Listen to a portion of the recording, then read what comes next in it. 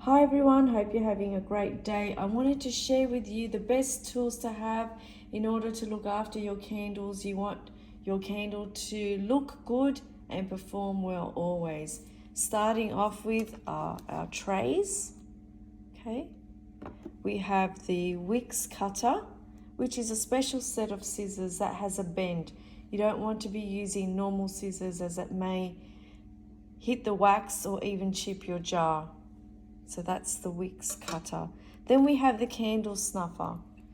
This is the perfect tool to be extinguishing your flame. You don't want to be blowing out the candle and creating a mess. Then we have this wicks cleaner, which is ideally to be used to remove any excess wax that may hang around the wick. So this is the candle kit.